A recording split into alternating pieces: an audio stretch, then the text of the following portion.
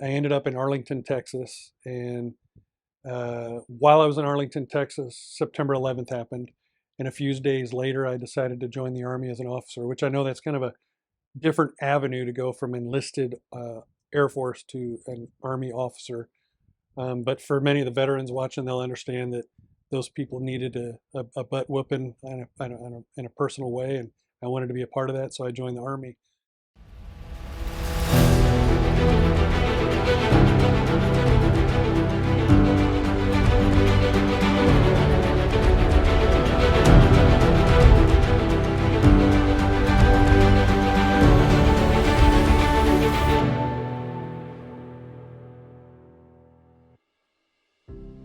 Tell you a little bit about myself and my time in the military. I was 17 years old when I joined.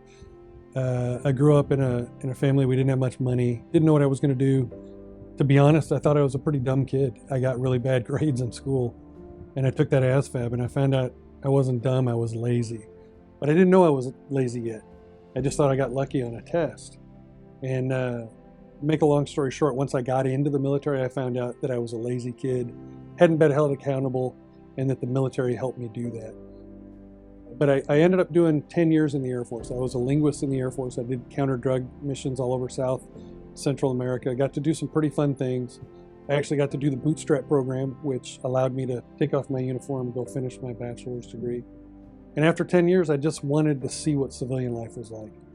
So I went and did some contracting around DC, Defense Intelligence Agency. Ended up moving around the country like a lot of people do when they get out, trying to find your identity. And I ended up in Arlington, Texas. And while I was in Arlington, Texas, September 11th happened. And a few days later, I decided to join the Army as an officer, which I know that's kind of a different avenue to go from enlisted Air Force to an Army officer. But for many of the veterans watching, they'll understand that those people needed a butt whooping in a personal way, and I wanted to be a part of that, so I joined the Army. And you know, it was really a good move. A lot of people say you went the wrong way. You went from blue to green, and most people do the green to blue program. They do all these other things. I learned a lot in both services. As a commander in the Army, as a platoon leader, a lot of leadership. But to be a good leader, you have to be a good follower. So I learned really quickly the value of what they call the Mustangs, the prior service people. Having been a good follower makes you a better leader. So I'm really glad that I did it that way.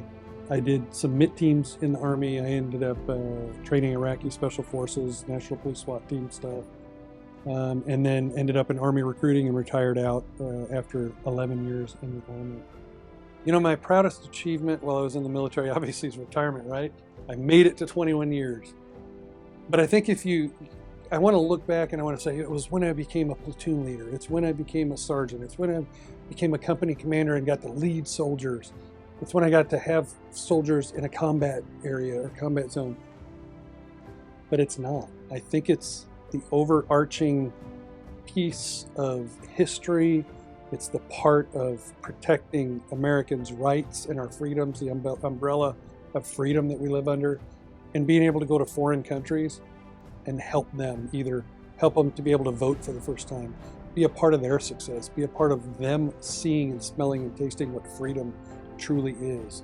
And so it's not just one thing. I think it's the overarching piece of, I was one of millions of members of the military in history to be able to carry on the legacy of the United States of America and bring it to other countries and let them see and taste a little bit of that too. You know, during my time in office, there's been a lot of legislation that's been important for veterans. And I think I'm going to hit this from the other direction. The one that is the most important is one that I killed, actually. The one that we killed was a bill where they tried to allow people veteran status. They would be allowed to have things that the state offers to veterans of emergency responders, people that are in, for instance, in the State Guard. State Guard, amazing organization. They do some amazing things, but they were trying to give them veteran status. And if you go back and look at my video from, I think it was 2017, I talked about from Saratoga to the fields of battle from when 14-year-olds were dying on battlefields to protect America. That's a veteran. That's where you sign up your name and you're willing to give your life a limb, you're willing to give your eyesight, you're willing to sacrifice everything about yourself to protect the freedoms and what America stands for. And while what those state guardsmen and guardswomen do, it is not the same. The state guards does things, emergency things like what the Red Cross would do, an invaluable organization, but they never signed up to put themselves in harm's way and potentially die protecting their freedoms. And so it was one of my proudest moments, was to protect the legacy and importance of what the millions of veterans before me have offered and what their families have offered. Look, we left our families for months and years on end. The sacrifice isn't just that we might give up our lives or lose an arm or even maybe something cognitive, or we might end up with PTSD. Our families gave up our time. Our children gave up that fathering or mothering that is provided to them on a day-to-day basis. Everyone that is in the military that has to leave home for a day gives up something, and so does their family. And so killing that bill was super, super important, and it's one of my more proud moments. Now, taking away a benefit, not allowing a benefit to a great group of people, that hurt a little bit. But the number of things that Texas does for veterans far outnumbers probably any other state in the country, hands down. We provide things like tax, your property taxes. You don't have them if you're 100% disabled. There's veterans benefits across the board. There's school access for your children if you entered the military from Texas and you come back. But I would venture to say the Veterans Commission, to be honest, because I have dealt with several veterans that have to deal with the VA, myself included, where they try to take benefits from you.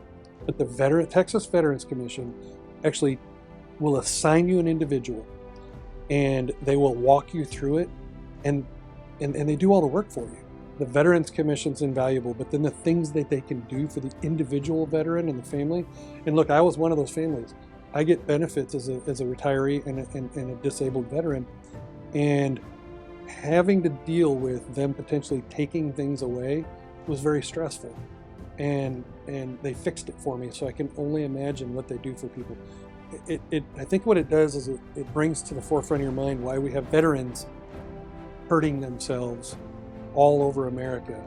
And what these people do at the Texas Veterans Commission is they help them through these crises, and they help them with their benefits, and it decreases the amount of stress on those individuals. So the most important advice that I could give to young veterans would be a handful of pieces of advice. One would be, when I first left the Air Force, I identified as a military guy. And when I got out, I had a hard time finding my identity. What I would tell people that are getting out or that are still in and going to get out is do what I did in the Army. Realize that you're a husband or you're a wife, you're a mom or dad, whatever it is, you're a Christian, whatever it is you are, and that you soldier, that's what you do for a living. It's not who you are, because it makes the transition a whole lot easier and a whole lot better. The second piece of advice would be what the Air Force was so good at doing for me. When I got to my first unit, they didn't say, hey, so what kind of program are you thinking about doing for school? My first supervisor took me and said, when are you, not are you going to start school? When are you starting college? And I said, well, I haven't really thought about it. And I watched this happen across the Air Force and the Army once I joined. So I would tell everyone that watches this, or anyone that watches this and has a person in the military that they know that's young, tell them to listen to their supervisors and immediately take PLEP tests and immediately start college. Finish your degree. And then the last piece of advice, I have a ton, right? I had 21 years in the military. The last piece of advice would be, time goes really fast. Your country's counting on you. We actually need you. The world needs you. And I would say, when you have those tough moments and tough times and you're thinking, gosh, it's just time to get out and go do something different, stop and think about hearing me say, consider re-enlisting, consider staying a little bit longer, because life, you go through roller coasters, and when you go through the downtime and you have a bad supervisor, or you have a bad time, or you miss your family, those times pass. But you can't always get the opportunity to go back into the military again like I did. So I would say don't leave. Finish an entire career in the military. And we don't have to be perfect to be good leaders in the military. Sometimes we need to learn it ourselves. So I would tell you, don't leave so quick. Consider staying in the military. It's a great career. 20 years passes you by before you know it. I hope some people watching this are able to stay 30 and 35 and make huge impacts on our military. Our country needs us. Our country needs the active duty, reserve, guardies. We need them all right now. And it's a rough time around the world right now. And you matter. The military members matter. And you're eventually going to become veterans. So thank you for what you all do. I appreciate the fact that people are still willing to step up to the plate and serve this great nation. And thank you to all of my peers and veterans for doing what you've done, and the families who allowed us to or currently allow us to be veterans and having been military members.